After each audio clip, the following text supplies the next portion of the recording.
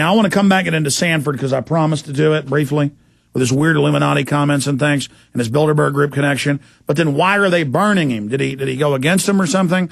Just the way the media built this up, where is he, and then brought out it was with a woman, that's clearly a psyop, because him with a woman by itself isn't big national news.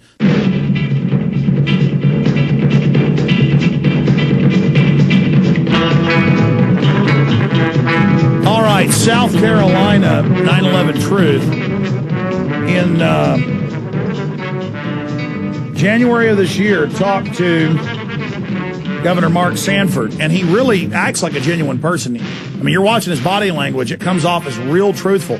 I got invited to Bilderberg. It's really a bunch of powerless old men. They're kind of pathetic. David Rockefeller's yesterday's news.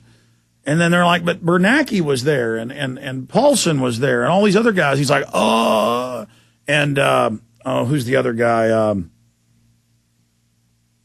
Geithner. And then he kind of acts a little deceptive. And I don't know, this Sanford guy's a very interesting character, I'll tell you that.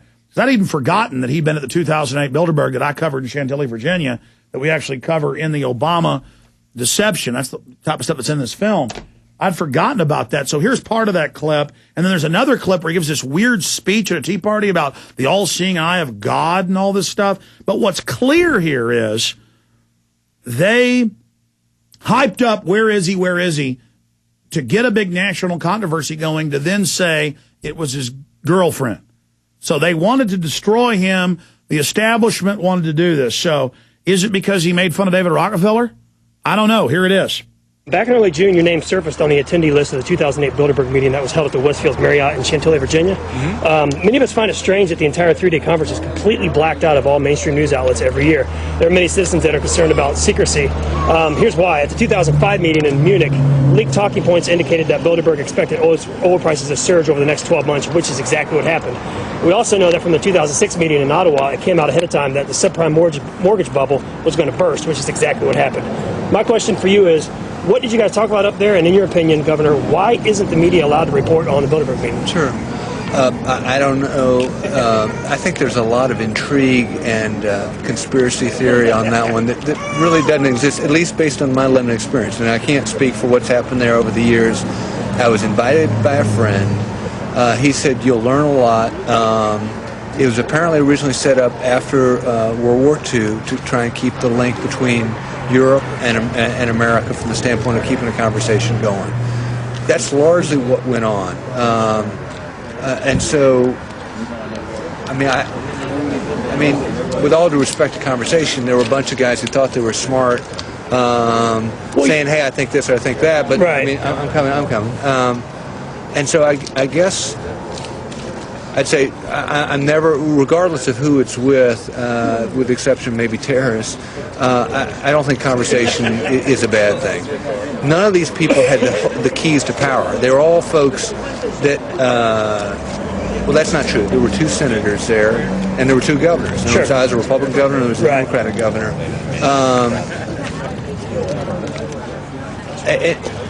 And so they talked about what was going to happen next in the relation with China, what was going to happen next in relation to Europe, what was going to happen next. And so I thought it was interesting. And so I understand that a lot of conservatives are very messed up. I called a number of friends that had called me and said, well, why'd you call? I said, well, look, a friend asked. I didn't know there was such a big deal. Yeah.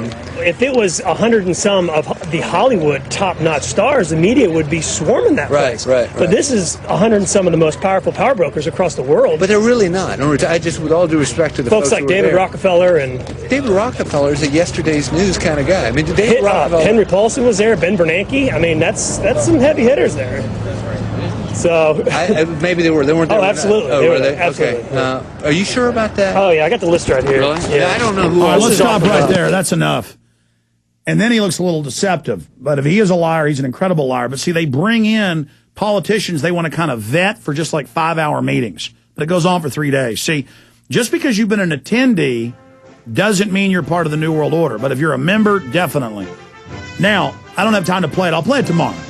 We've got the clip up on Infowars.com. This one right here, where he's talking about all-seeing eyes of God and all this weird New World Order stuff. So something's going on with this Sanford guy. We're watching it. Retransmission starts now at Infowars.com. Great job, crew. Thank you for listening to GCN. Visit GCNlive.com today.